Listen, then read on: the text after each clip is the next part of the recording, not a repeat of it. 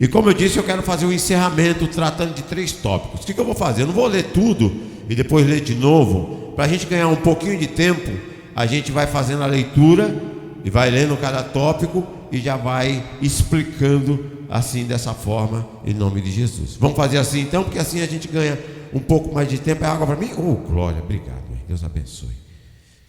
Como já faz umas 2 semanas que nós pregamos, você se lembra onde nós paramos? Quem se lembra aí? Fazer um exercício na memória aí. Caramba, hein? Vocês já acertaram quase, né? Quase, né? A porta estreita é o que a gente vai falar hoje. Muito bem, mas é isso aí mesmo. Muito bem. Quem foi que falou aí que eu não ouvi direito? A Vitória? É sempre a Vitória, né? Diz que o pastor conhece a voz das ovelhas, mas não estou ouvindo muito bem aqui, né? Mas a Vitória, isso aí, Vitória, isso mesmo, tá bom? Não, os 2 caminhos. Na verdade, nós vamos tratar 3 temas aqui. E vocês vão ver que eles estão conjugados um no outro, né? Primeiro, a porta estreita. Nós vamos falar um pouco sobre esse tema, tá bom? Deixa eu tentar explicar para você entender. Depois de Jesus, aqui ainda é o sermão da montanha, tá? Mas vamos tentar explicar para você entender. Depois de Jesus ensinar todos, trazer todos os ensinamentos, aí Jesus vai dar uma parada e deu uma respirada lá e falou: olha, a porta é estreita, hein? Larga o caminho que vai levar, mas a porta é estreita. E que porta que ele está falando? Do sermão. Ó, o negócio é feio, é difícil, você viu que não é fácil. Aí depois ele fala: cuidado com os falsos profetas, que eles vão tentar ensinar o quê? A porta larga. Ele vai começar a ensinar, ele vai dar uma dica aqui, como é que a gente faz para identificar um falso profeta. Aí depois, para finalizar, ele vai falar: olha, aquele homem que constrói a sua casa na areia, e que areia que ele está falando? Do que ele está falando? Do sermão da montanha. Olha, aquele cara prudente e sábio é o homem que constrói sua casa na rocha. Que rocha? A palavra. Que palavra? O sermão da montanha. Então ele vem trazendo, ele vem finalizando. Ele fala: ó, a porta é estreita, cuidado com os falsos profetas e procure construir a tua casa na rocha. E a rocha não sou eu não, irmão. Não sou eu. E nem a igreja aqui, nem a denominação, não. A rocha é Cristo. A rocha é palavra, a rocha é o Senhor, a rocha é o sermão da montanha. E quando a gente faz isso, a gente vai ser bem sucedido em nome de Jesus, tá bom? Então ele ensina todo o sermão, dá todos os ensinamentos e depois ele finaliza dando esses 3 conselhos para nós, ainda dentro do sermão da montanha. Então vamos lá aprender em nome de Jesus. Vamos lá um pouquinho. Capítulo 7. Na minha Bíblia existem 3 subdivisões aqui. Eu sempre mostro isso porque às vezes as Bíblias são diferentes, né? Tem aqui a primeira subdivisão, diz os 2 caminhos, que é o 13, versículo 13 e o 14.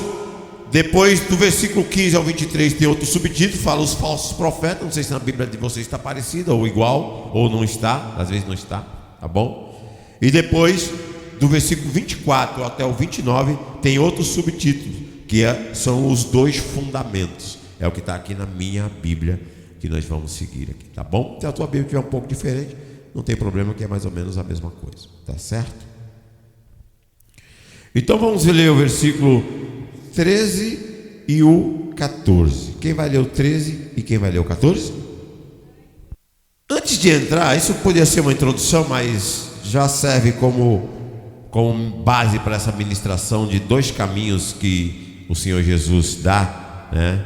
É muito importante a gente entender. Não sei se eu já preguei sobre isso aqui, mas provavelmente vocês não vão se lembrar. Mas quem é um pouco mais estudioso, que tem uma certa preocupação, talvez já deve ter ouvido esse termo. Você já ouviu esse termo chamado sincretismo religioso? Quem já ouviu esse termo? Já ouviu? O pastor Alberto já está balançando a cabeça e diz que já ouviu. Mas alguém já ouviu esse termo? Mais ninguém? Ninguém? Opa, está chegando lá, é quase isso. Que fala mais de uma religião. Mas eles têm esse sincretismo religioso, eles têm uma ideia. E qual é a ideia? Que todos os caminhos levam ao Senhor, né? É uma unidade de religiões, porque você sabe o que acontece com as religiões, né? Exatamente. Hoje mesmo eu estava vendo uma discussão, debate, né? Cada um defendendo a sua tese. Esses debates, assim, para quem estuda a Bíblia, para quem tem um conhecimento, até que é bom. Eu fico preocupado que tem muita gente que não conhece o Evangelho, que acaba complicando muito mais a cabeça, né? Mas para quem estuda, para quem não vai se influenciar, né, isso é interessante. Então, Mas existe uma ideia, Henri, que as pessoas querem trazer uma ideia que todos os caminhos levam ao Senhor. Não, você já conversou com pessoa assim, que você vai levar o evangelho, aí ela fala no final, não, mas sabe o que acontece? Deus é que vai julgar, né? Nós não podemos julgar, e nós não aprendemos isso aqui. O Sermão da Montanha não proíbe ninguém julgar. O que o Sermão da Montanha proíbe é nós deixarmos de olhar o cisco que tem no olho do irmão e te esquecendo da trave que tem. Isso é um julgamento. Que em vez de você arrancar só o cisco do olho, às vezes você chega e arranca o olho com cisco e tudo, com trave e tudo.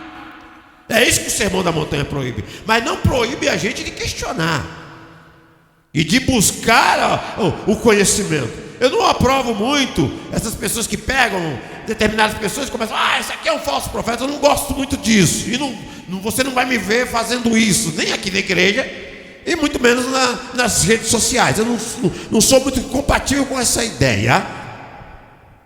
Mas não podemos nos calar no sentido de que não, porque o que acontece? O sincretismo é uma boa ideia, uma ótima ideia. Todos os caminhos levam ao Senhor. A inclusão é outra ideia. Né? A igreja inclusiva, não, traga os homossexuais, não, é a igreja inclusiva. Bem, exatamente. A igreja pode ser inclusiva. O que é ser inclusiva? Por exemplo, nós temos um pastor Roberto que tem uma deficiência visual. A inclusão o que é? Eu colocar o pastor Roberto fala que isso aqui é o trilho dele, né? Por que a gente não põe um trilho aqui para ele seguir? Isso é inclusão. É você pôr um acesso para a cadeira de roda. A Thaís aqui não congrega com a gente, e a gente não tem que ajudar o irmão Severino toda vez. É a gente pegar e incluir essas pessoas para que eles possam cultuar. A igreja pode ser inclusiva, mas não permissiva. Não permissiva. Nós estamos aqui para permitir. Venha, participe da igreja. Você pode ficar. Não sou eu que vou mudar ninguém, é a palavra, é o Senhor, é Jesus. Mas o Senhor é bem claro aqui, irmãos. Veja bem que se você olhar do comecinho até o final, do versículo 13 até o versículo, começa no 13, vai até o 29. Você vai ver várias vezes o Senhor colocando dois caminhos. Começando por aí, ó. Tem a porta estreita e tem a porta larga. Tem a árvore boa, mas tem a árvore má.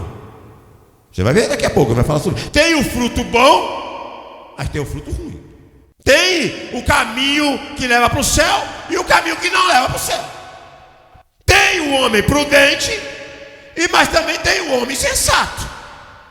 Ele dá ele faz essa observação e nos mostra, está aqui, ó. Não são vários caminhos. Na verdade, o caminho é um só. Ele só está colocando aqui, ó. O evangelho, irmão, é radical. Não tem outra palavra. Não dá para ser mais ou menos. Não dá. No evangelho isso não dá. Não dá para ser um crente mais ou menos. Não dá para ter meia fé. O evangelho é radical. E aí, entrando no texto, a porta ela é estreita, pequena. A primeira vez que eu preguei isso aqui, o Ronaldo citou até essa expressão agora aí, ele falou alguma coisa aqui, ele citou uma expressão que eu já falei há muito tempo atrás, e depois eu gostei, continuei falando aqui, né? Do evangelho fast food. O que é fast food? É algo rápido e fácil. Rapidez e facilidade. Esse aqui é o fast food, não é isso? Rapidez e facilidade. Você quer rapidez? O que é mais rápido? Você pegar um quilo de feijão e lá põe na panela de pressão. Hein, Marelise? O que é mais fácil? Você pega lá o feijão, põe na panela de pressão, fica lá cozinhando. Quanto tempo cozinha um feijão? 1 hora? Menos que isso, irmã Janete. O seu é 15 minutos, mas que panela de pressão que a senhora usa, irmã Janete? Tudo bem, mas tem que deixar de molho antes. Então o processo, ele começa bem antes. Não, irmã Janete, não me atrapalha não, irmã Janete. A irmã Lenise falou, tem que pôr de molho, tem que todo aquele processo. Tem que comprar um feijão bom, tem que comprar ele mais caro. Você vai lá no mercado. Então isso demora quase um dia. Exatamente, aí ó. Mas tudo isso é uma preocupação que você vai e cuida. Você tem que comprar. Você vai no fast food, compra um hambúrguer, ele sai na hora, 10 minutos, tá lá. Oh! Aleluia! Eu vou numa padaria, depois do culto, vou ensinar, eu sempre vou lá. Padaria, né? Cheio de crente lá. Cheio de gente com gravata. Eu sei que eu lá até tiro minha gravata, eu sei que eu não estou com gravata, né? Cheio de crente lá, comprando os coxinha. Não é pecado não, pode ir lá. Se você quiser, o coxinha é mais barata lá. Quando chega 10 horas, é que nem final de feira lá. A coxinha lá é 10, eu compro por 4. Ô glória! Jesus, aleluia! Cristiano, o negócio é bom. Aqui a gente ensina tudo, o evangelho e dá até umas dicas de compra, né? Porque é rapidinho, o irmão não quer cozinhar, a mulher já ficou o dia inteiro cozinhando, então chega lá, ou seja, rapidez. Nós não podemos, o evangelho pode ir lá comprar à vontade, não é pecado não. O que nós queremos dizer? Que o evangelho virou esse fast food. Nós pegamos o evangelho e transformamos ele em rapidez e facilidade. Aí o pastor Roberto, ele na época, eu me lembro que ele fez muito bem. Ele depois me perguntou, mas fast food o que é? Aí eu falei, né? Rapidez e facilidade, é um lanche, né? Aí ele usou isso na igreja, ele falou, olha irmão, se a porta é estreita e se o evangelho virou fast food, e se o fast food, o que você faz com fast food? Você come, né? Cuidado, quando a gente come muito lanche, o que acontece? A gente engorda, e a porta é estreita. Eu me lembro que o pastor fez essa analogia no dia. A porta é estreita, vai passar um por um, não dá para passar com bagagem. O caminho largo não, ele é fácil. Fácil quando você vai numa porta. Teve no aeroporto agora, quando eu via a fila menor, viajei agora, toda vez que eu via no pedágio, toda vez que eu via a fila menor, eu ia na fila menor. A gente está sempre em busca de rapidez e de preferência facilidade. Beleza, isso não é problema. Agora o grande problema é quando nós transformamos o evangelho nisso. Jesus Cristo num gênio da lâmpada, onde você esfrega lá, ele sai diante de você e você tem direito a 3 pedidos. A porta é estreita. Jesus começou, ele depois de ensinar tudo isso aqui, ele falou, olha, a porta é estreita. É o que está escrito aqui, largo é o caminho e é muito mais fácil de entrar. Glória a Deus. Antes de entrar no outro tema aqui,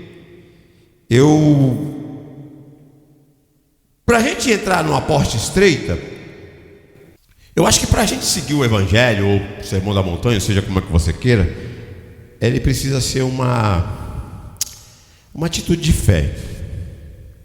É uma atitude de fé. A Bíblia mesmo fala, né? Sem fé é impossível agradar a Deus. E quando eu falo de fé, eu não estou falando, nessa viagem que eu fui lá, como foi uma terra bem típica lá do Nordeste, eu vi uma camisa lá com os seguintes dizeres assim, é até uma música, eu não lembro quem canta, mas ela fala assim, anda com fé eu vou, a fé não costuma falhar, não é isso? Tem um cancioneiro que canta essa música, eu não vou lembrar quem é agora, tá bom? Então eu vi escrito nessa camisa lá, né? Mas essa fé eu enxergo como uma fé, sabe, pensamento positivo. Sabe aquele que você, não, é só declarar, não declara, é só pensar positivo. Uma verdadeira fé, a Bíblia nos ensina que a gente demonstra ela através de ações, através de atitude. Não tem como demonstrar a fé de outro jeito. A gente tem a crença, a gente recebe a palavra, exatamente, e Ele nos direciona, e a partir desse momento a gente toma uma atitude, porque precisa de atitude realmente para a gente passar por esse caminho, para a gente entrar por essa porta. E depois de tantos ensinamentos, o Senhor veio e falou, olha meu filho, presta atenção, a porta é estreita, vai ser difícil, não vai ser fácil, não vai ser fácil, mas o evangelho precisa ser pregado e anunciado a todos.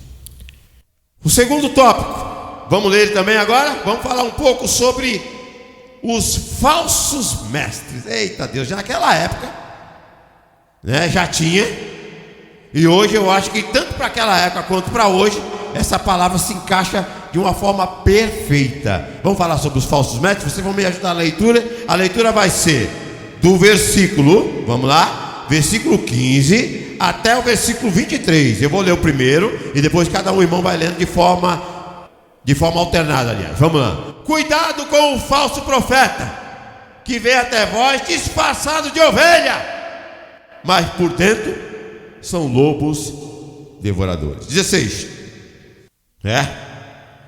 Eita Deus. Eita. Tá bom? E aí? Nunca vos o quê? Nunca vos o quê? Vamos falar dessa palavrinha. O que é um profeta, irmão?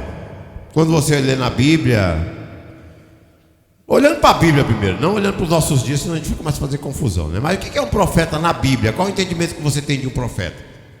Exatamente. Era essa a visão de um profeta. Ele era um porta-voz de Deus. Deus mensageiro. Deus falava ao seu coração e ele transmitia ali as notícias, né? As boas novas. Era essa a função de um profeta, pelo menos, tanto no Antigo Testamento, como nós vemos no Novo Testamento. Mudou, não que mudou, mas ele já não era tanto usado como era usado no Antigo Testamento. Você vai ver que os profetas eram muito mais usados ali no Antigo Testamento. Eu não vou entrar nesse, senão a gente vai ter que entrar em outra mensagem que não vai dar tempo. Mas vamos lá, vamos tentar entender. Então, já que Jesus já falou nessa época, o que significa? Que já naquela época já existia os falsos profetas. E quem eram os falsos profetas? Aqueles que traziam coisas que já naquela época também existia uma ideia de você falar coisas agradáveis. Os profetas da Bíblia, todos eles que levantaram, né? Isaías, Jeremias, coitado.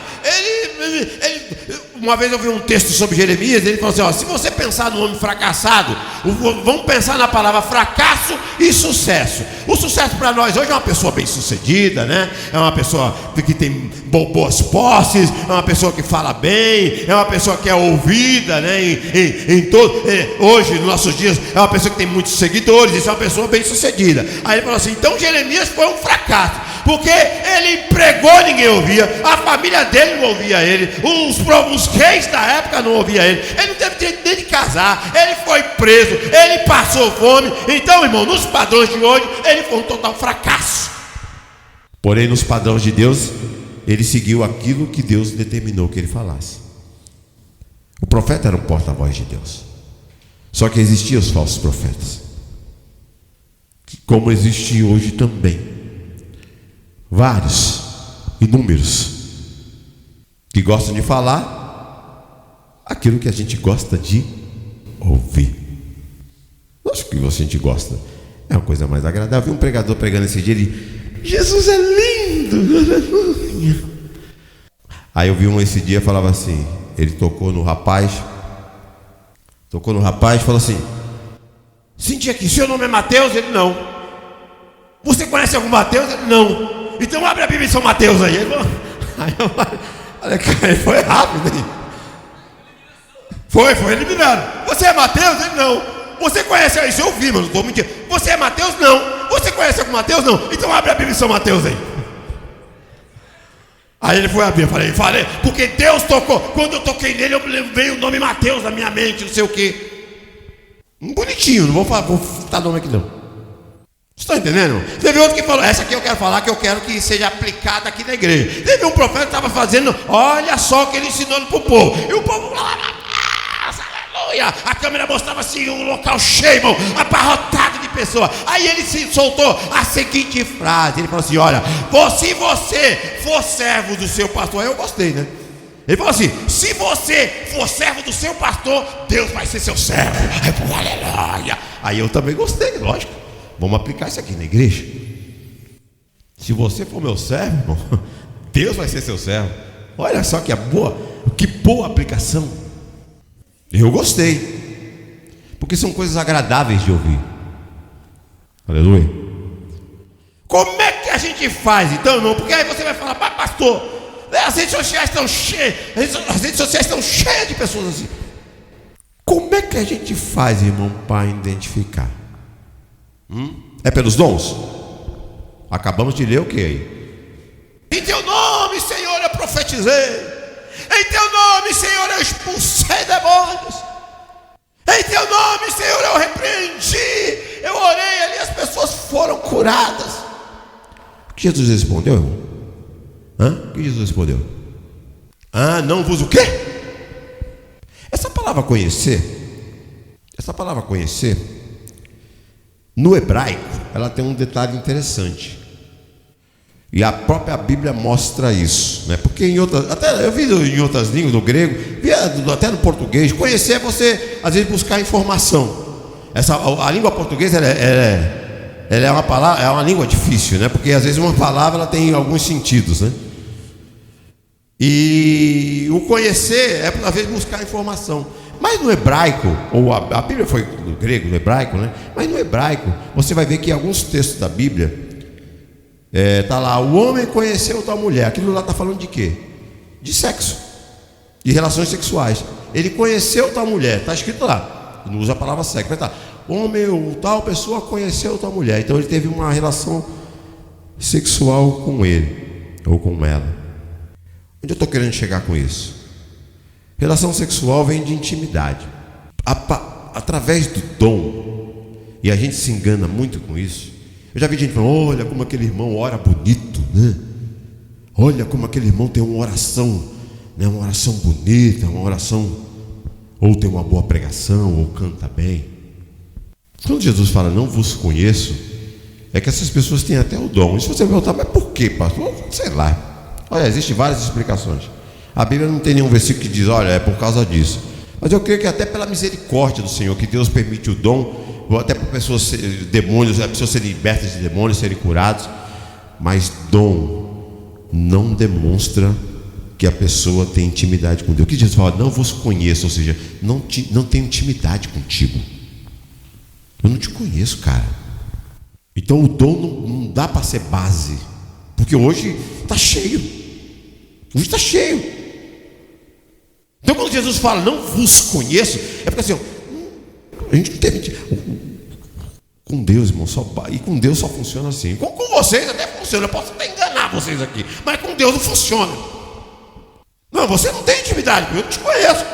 Tudo bem, você orou lá, você expulsou um demônio lá, curou, mas eu não te conheço. Você não teve intimidade comigo. Como é que faz para conhecer um profeta? Ou se esse é falso profeta ou não, né? É através do fruto, através da árvore. A pessoa, o homem de Deus, ou a pessoa que temente a Deus, ele vai ter bons frutos. Que tipo de fruto você está falando? Se já que estamos falando em fruto, a gente pode estender para o Espírito Santo, né? E pegarmos a base como fruto do Espírito Santo. São várias qualidades lá, né? Paciência, bondade, benignidade, que é uma bondade extrema. Temperança, essa aí é difícil, hein? Equilíbrio em tudo. Amor, que é o primeiro. Então, a pessoa, nós estamos tentando identificar profetas. Eu não quero que você saia começando por aí identificar, olha, aquele é de Deus, até porque pessoas você não convive, você só vai conhecer convivendo. Pregador de internet é muito fácil você ouvir lá e o que eles estão falando, mas você não conhece, você não sabe quem é. E às vezes até a gente se escandaliza, olha, apareceu no escândalo lá, não sei o quê. Eu não me escandalizo com você não, nem um pouco. Eu prefiro, irmão, ouvir o pastor Alberto pregando aqui. Eu conheço um pouco, lógico, não vou conhecer a vida dele, mas conheço um pouco. E a Bíblia nos dá a dica, ele fala, olha meu filho, é pelo fruto. Paciência, o amor, alegria, bondade, temperança. Esse talvez seja um dos mais difíceis, né? Manter equilíbrio na hora da dificuldade, da raiva, né?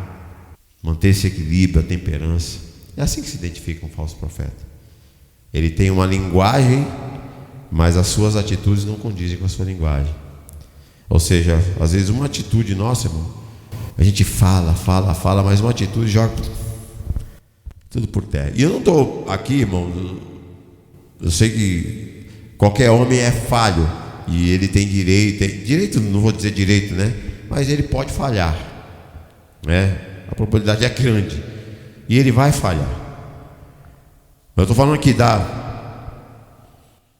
dessa constância na falha. Eu já falei sobre o pecado aqui, né? O pecado, quando a gente peca, irmão, a gente deveria chorar, deveria se lamentar, deveria, sabe, a gente vê os homens na Bíblia, né? Rasga as vestes, eles vão, meu Deus, né? No livro de Tiago ele fala, né, sobre lamentai vossas misérias, chorai. Quando a gente peca, irmão, a gente devia chorar, devia falar, Senhor, não devia, Pai, eu fiz de novo, Senhor. Mas às vezes a gente está tão acostumado. É fazer o quê, né? O homem é falho, né? A gente ri. É fazer o quê, né? Senhor, tu sabe, Senhor, tu me conhece, eu te conheço, Senhor sabe. Não! Viu, Ana Júlia? É assim que bate. Quando você for me imitar, vê se faz direito. Mas que é batidinho, tem que isso. Cristiano gostou. Tendo dito isso. Rapaz. Tem que fazer uma brincadeira que os irmãos já estão me olhando meio triste. Não vão voltar nem quarta-feira mais no culto aqui. Vamos falar do outro que eu preciso finalizar, irmãos. Entendeu o falso profeta, irmãos? Como é que se identifica? É pelo fruto. Não tem como uma árvore de limão da melancia. Caio, uma árvore de abacate nasce o quê? Bicho, ele não sabe, hein? Uma árvore de... Deixa o menino pensar. Aí você fica tudo pressionando o menino. Ele fica nervoso, né? O Cristiano gostou. A irmã do Caio, aquela que está ali atrás, ela já está desesperada. Eu, pastor? Irmã do Caio, Stephanie, seu nome? Não. Jennifer, um pé de abacate nasce o quê? Também não sabe? Ufa! Oh, Senhor! Glória a Deus! Isso aí. Não, Caio, não. Desculpa, é que eu peguei o Caio desprevenido, coitado. Eu já joguei nele. Ô, pastor, caramba. Não, o Caio é inteligente. Ana Júlia, um pé de laranja nasce o quê? Ô, Janeide, um pé de melancia nasce o quê? Melancia. Ela ficou meio assustada. Não tem, irmão, como uma árvore de laranja dá melancia. Não tem como uma árvore de abacate dar laranja. Ou seja, não tem como uma árvore má dar bons frutos. Você vai enxergar, você vai ver lá frutos, temperamento, amor, paciência, longanimidade, benignidade, bondade, fé, mansidão. O Senhor Jesus falou: aprendei de mim, que sou manso e humilde de coração. Eu não pastor, parecia um... Não vou nem falar o que... Sai, não estou nem aí. Deixa eu falar do outro aqui, não vai dar tempo. Os dois fundamentos, 24 a 29, vamos me ajudar na leitura aí, vamos lá, vou ler o primeiro versículo, 24. Portanto, todo aquele que ouve as minhas palavras e pratica será semelhante ao homem prudente que construiu a sua casa sobre a rocha. Versículo 25. 26, 27, 28. Deixa eu ajudar a ler, porque ninguém quer ler, porque os irmãos desanimou.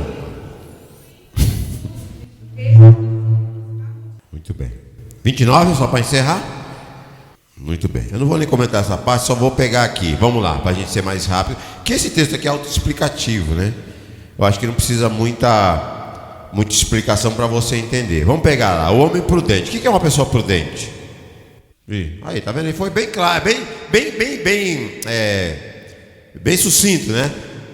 Vamos lá. Só cuidadoso. Se você for buscar num dicionário qualquer, o homem prudente é um homem que tem senso, né? Que ele é cauteloso. E o que é um homem sensato? Insensato. Insensato, isso. Não pensa, ao contrário. Exatamente. Que ele entendeu encontrar. Sensato é o que pensa. E o que é o insensato? É o que não pensa. É isso mesmo. É o que não tem juízo. O cara não tem juízo. Cara, é louco. Outras palavras, você vai buscar a interpretação, é louco. E qual a referência que ele dá? O prudente é aquele que constrói. Qualquer um aqui, não precisa ser construtor, pedreiro, né? Mas qualquer um sabe que você, quando vai construir uma casa, você tem que ter um alicerce ali, mais ou menos, para você construir, porque você sabe que vai cair. Agora, o insensato não, o louco não, ele não tem senso. O senso é na nossa mente, ele não tem senso nenhum. Então ele vai lá e constrói uma casa, ele não tem um senso, que ele não percebe que construindo aquela casa na areia, qualquer ventinho que der, qualquer tempestade que der, aquela casa vai cair. Aí Jesus veio, preste atenção, olha que Jesus veio. Ele falou primeiro, depois de ensinar tudo que ele ensinou, ele falou: olha, a porta é estreita, não vai ser fácil. Estou pondo medo de ninguém aqui não, viu? Não vai ser fácil. A porta estreita, são poucas pessoas que vão passar, ou seja, você não vai ter muitos seguidores. Olha, cuidado que os falsos profetas vão querer enganar você e levar para a porta larga, cuidado. Como é que se conhece um falso profeta? Pelo fruto. Tem que ter intimidade com Deus. E depois ele fala: todo homem prudente constrói a sua casa na rocha. Não vou entrar nisso sobre a questão de Pedro, que não vai dar tempo. Mas ele constrói na rocha. Que rocha que é, irmão? A palavra é o Senhor. É o sermão da montanha, ou toda a Bíblia, como você queira. Mas como a gente está falando do sermão da montanha, é nessa base que a gente tem que construir a nossa vida. E é por isso que a gente aqui tem essa preocupação de trazer a mensagem, a palavra do Senhor. E eu sei que não é fácil, irmão, porque quando eu vou preparando a mensagem, já vai doendo em mim mesmo.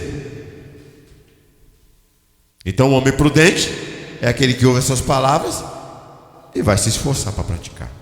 O insensato não ouve e deixa quieto, pastor, deixa isso para lá. Todos os caminhos levam. Essa semana mesmo eu já ouvi essa frase. Todos os caminhos levam a Deus. No dia é Deus quem vai julgar. Quem somos nós para julgar? Cuidado. Vamos ser prudentes. Ouvir a palavra, se esforçar para praticar, pôr em prática na nossa vida, para que a gente seja súditos do reino de Deus. Vamos cantar um hino que eu vou fazer. Vou finalizar agora o sermão da montanha. Mas vamos cantar um hino primeiro, porque os irmãos podem dar uma relaxada aí. E a gente vai finalizar essa questão do sermão da montanha. Eu quero dar 2 ou 3 conselhos práticos aqui de entendimento sobre o sermão da montanha, tá bom? Depois desse hino, eu já finalizo aqui dando alguns conselhos práticos sobre o sermão do monte, o sermão da montanha. Vamos lá? Eu não sou daqui. Sabe o grande problema, irmão? É que a gente pensa que é daqui, né?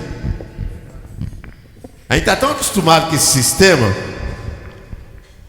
que a gente não quer sair daqui. Exatamente.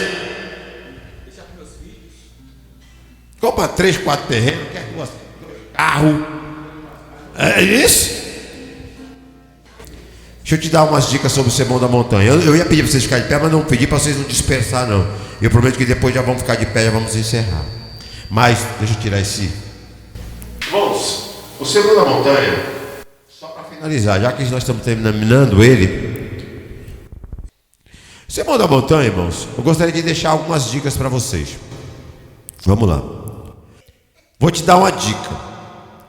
Quando a gente fala do sermão da montanha, o sermão da montanha não é para o mundo, tá? Ele não é para a multidão. O sermão da montanha é para os discípulos. Você não se esqueça que quando Jesus foi pregar o sermão da montanha, irmã Janete, ele subiu numa montanha. Isso também não significa que a montanha é um lugar sagrado, tá? Eu já expliquei essas coisas que não preciso explicar de novo, tá bom? Se você quiser ir lá morar na montanha, pode orar. Mas o mesmo poder que você vai sentir lá na montanha, você vai no teu quarto, vai ser a mesma coisa. Na montanha das conversas pode orar também, tá bom? Eu acho que não preciso explicar isso aqui, que eu já expliquei. Ô irmão, peraí, vamos dispensar, fala aí. Perfeito. Tá bom? Ainda bem, tem os mesmos pensamentos nossos. É isso mesmo. Ele precisava de um lugar reservado, né?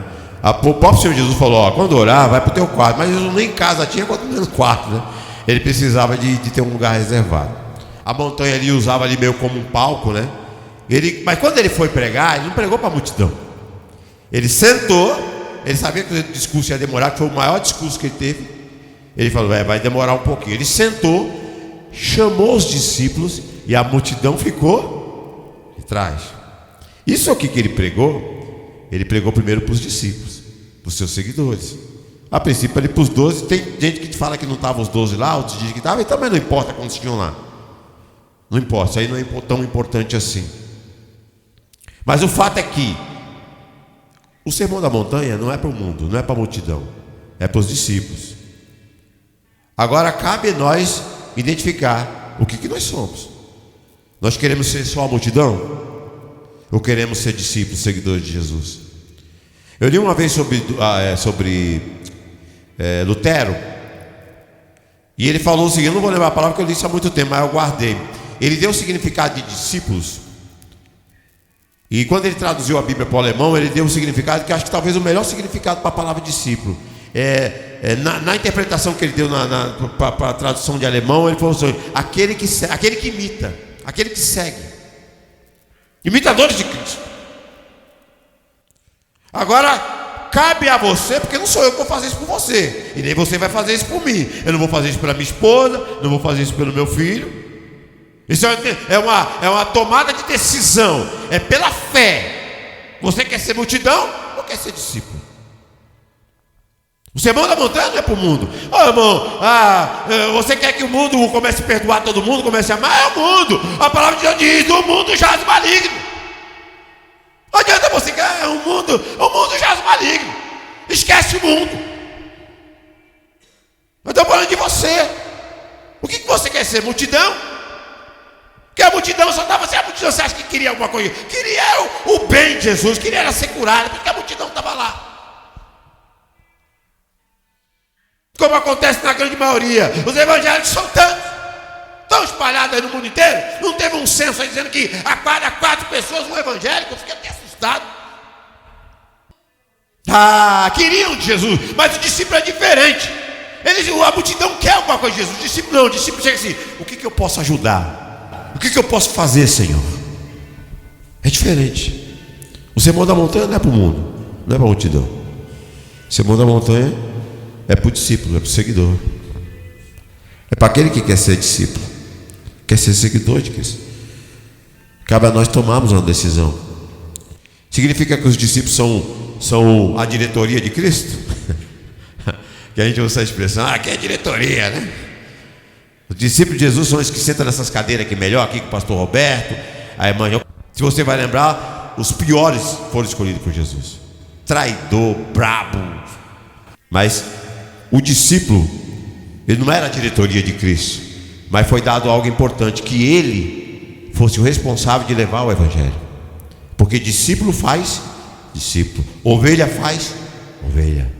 Então você está recebendo essa palavra hoje como discípulo, não porque você é melhor que os outros, mas porque você está recebendo uma responsabilidade agora de levar esse evangelho a toda criatura. Mas se você quiser ser só multidão, você vai ser só uma multidão. Outra coisa sobre o Sermão da Montanha, quando ele começa, isso aqui eu escolhi agora, porque essa semana aqui eu vi uma frase, numa situação que eu vi acontecer, e aí eu vi uma frase: o importante é ser feliz. Está em busca da felicidade. Não importa, o que importa é ser feliz. Eu vi essa frase essas 2 semanas aqui agora, eu vi ela mais de uma vez. Quando a gente olha para o Sermão da Montanha, está escrito bem-aventurado. O que significa a palavra bem-aventurado? Feliz. Como é que o pastor fala? Não é só feliz. Como é que o pastor Roberto fala? Muito feliz, altamente feliz. É assim que o senhor fala, pastor Roberto? É Terta. Não é só feliz, é muito feliz, é altamente feliz. Só que está escrito lá: bem-aventurados que choram. Eita, vou coçar a cabeça aqui agora. Como é que é? Cristiano, você ri? O que o mundo diz? Que é bem-aventurado aqueles que ri, né? Vamos ser felizes. Mas você está fazendo tudo. Não, o importante é ser feliz. Bem-aventurados os perseguidos. Eita, vamos coçar a cabeça de novo? Coça a cabeça aí, Clara. Dá uma coçadinha na cabeça aí. Ser perseguido, pastor. Bem-aventurado os mansos. Como é que é? O manso, quem é o manso, pastor? Aquele que leva desaforo para casa. Vamos coçar a cabeça. Eita Deus. Ei, irmã Maria, levar desaforo para casa? Fala a verdade, hein? Fala a verdade, irmã Maria. Eu levar desaforo para casa, pastor? Você tá maluco? Sou crente, mas não sou bobo. Eu não tenho sangue de barata. Cristiano gostou, tá vendo? Ele vai voltar mais vezes, eu tenho certeza. Irmão, o padrão de alegria do mundo é diferente do padrão de alegria de Deus, né? Você prestar atenção? Bem-aventurados os humildes, a gente vê o orgulhoso, aquele que tem, sabe tudo, é o que bomba, né? Mas a palavra de Deus, bem-aventurados os humildes.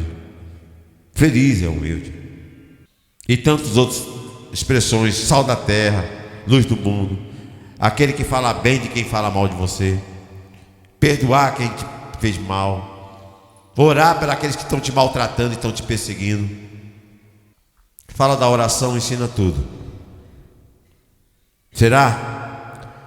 Então o padrão é diferente. O padrão do mundo é totalmente diferente. Para finalizar, eu queria deixar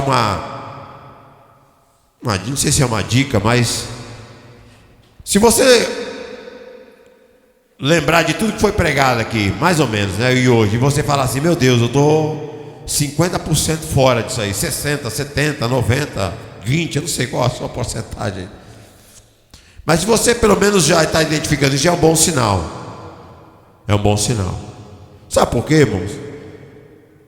E essa transformação que vai fazer não é você, e muito menos eu. Não é com a minha pregação aqui, não sou eu que vou mudar. Você que às vezes eu falo, meu filho, presta atenção, eu estou ensinando aqui. Não sou eu que vou te mudar. Isso aí é a obra de Deus. É o Senhor que vai fazer através do seu Espírito. Não sou eu. Não é o seu pai. Não é o seu esposo. É Deus através do seu Espírito. Então se você consegue ainda identificar coisas que você não está de acordo, amém. Graças a Deus que você tem esse senso, que você tem essa visão. E o que você tem que fazer agora é só pôr em prática. É só se esforçar mais. E aí vem os conselhos do pastor, né? A gente viu, a Ruth imitou o pastor aqui. Irmão, vamos viver uma vida de oração, vamos viver uma vida da palavra. E não tem outro jeito. Não tem curso para isso. Não tem pregação para você ouvir que vai te facilitar. Só tem um jeito. É a busca do Senhor. É a busca da intimidade com o Senhor. É só assim que a gente vai conseguir mudar. Senão não vai mudar. Não vai mudar. Eu não vou conseguir fazer isso. Eu até gostaria, mas não vou conseguir. Não vou conseguir. Vamos ficar de pé em nome de Jesus. Já são 9, meu irmão. Já passei 15 minutos do horário aqui.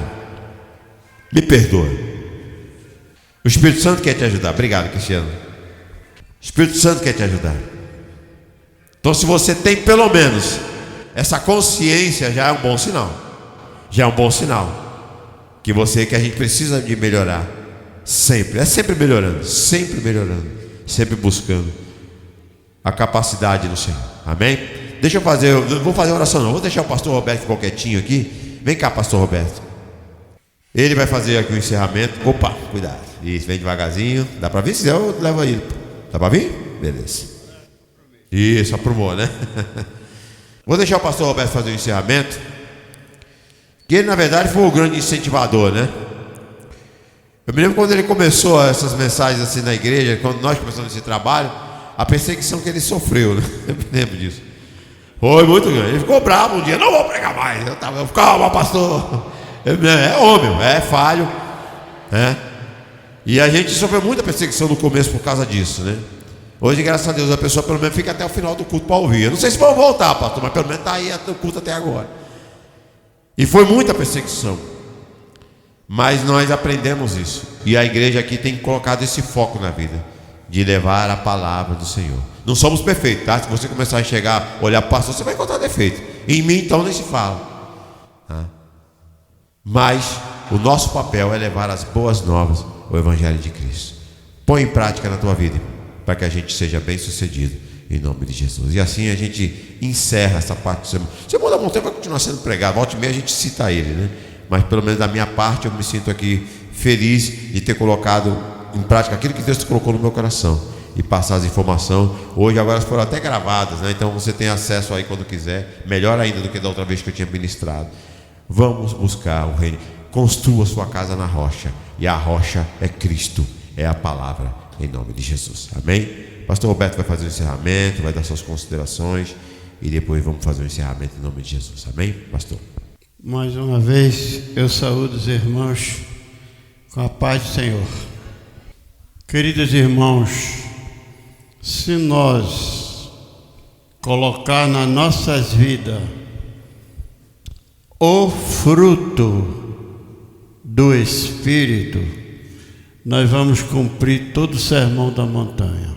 Está tudo incluído no fruto do Espírito, que são 9 comportamentos.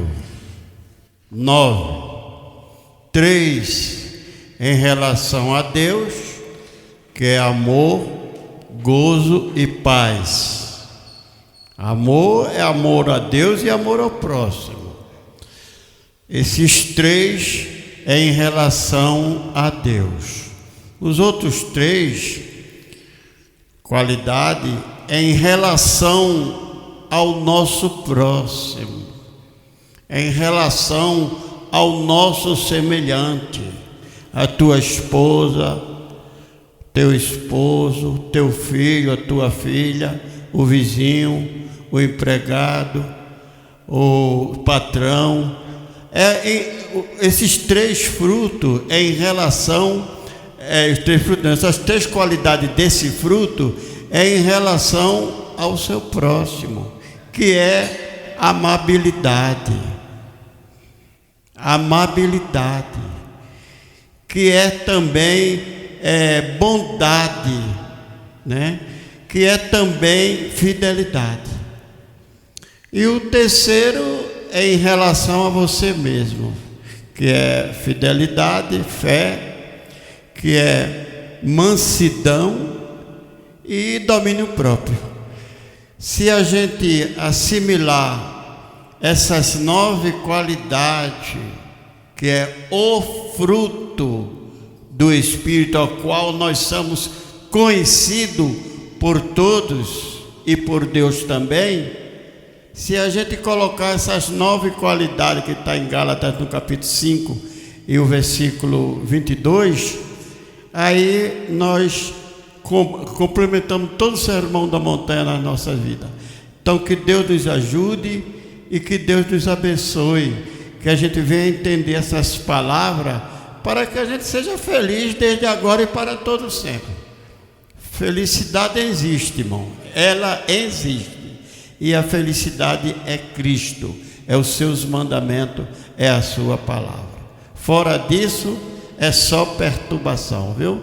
Um dia lá em cima, um dia lá embaixo, um dia reclamando, um dia rindo, um dia chorando. É uma vida assim, que oscila muito. Que Deus nos ajude e que a gente tenha uma vida equilibrada, entendendo a palavra e pondo em prática. Porque é pelo fruto que se conhece. Não é nem pelo prega bem, que canta bem, que toca bem, não. É pelo fruto. Amém? Então vamos agradecer a Deus. Vamos agradecer a Deus por tudo que Deus fez na nossa vida hoje. Que a gente possa colocar esse sermão da montanha nas nossas vidas. Para a nossa felicidade, desde agora e para todo sempre. Vamos ficar de pé? Tem alguma coisinha aí, Janete? Olha, depois da oração, tem café e tem bolo aqui, viu? Aqui a gente é alimentado fisicamente e espiritualmente. É as duas coisas que a gente precisa, viu, irmão? É alimento físico e alimento espiritual. Saúde física e saúde espiritual. É as duas coisas que a gente precisa muito na nossa vida para vencer essa carne, vencer esse pecado que está dentro de nós, vencer o mundo e estar pronto para o arrebatamento da igreja ou para a nossa chamada, que é a morte. Senhor meu Deus, nós te louvamos e te agradecemos, meu Deus, por tudo que o Senhor tem nos concedido aqui nesse trabalho que o Senhor colocou nas nossas mãos, nesse ministério, que é o ministério da palavra. Essa igreja, esse povo que aqui está, meu Deus, que o Senhor abençoe a cada um que venha assimilar os ensinos que aqui são proferidos. Ajude a cada um, meu Deus, para que a gente possa vencer o pecado que está dentro de nós, vencer o mundo que está aí, o inimigo que nos tenta tanto. Senhor, nos ajude pela tua misericórdia a fazer a tua vontade. Dai-nos esta graça, meu Deus, em nome de Jesus. Abençoa esse povo, nos ajuda para que a tua palavra, o sermão da montanha, venha prosperar nas nossas vidas. Que todos digam amém. E as palmas louvem ao Senhor. Aleluia. Agora levanta as tuas mãos, que o grande amor de Deus, a sua palavra é o amor de Deus que Ele tem por nós, viu? Que o grande amor de Deus, a graça do nosso Senhor e Salvador Jesus Cristo, é a sua vida e os seus mandamentos, e as divinas consolações do Espírito Santo, que vem através da gente obedecer a Deus, obedecer os mandamentos, venha sobre todos, desde agora e para todos sempre. Que todos digam, e as palmas louvem a Deus. Participe aí do bolo e do café também. Deus abençoe.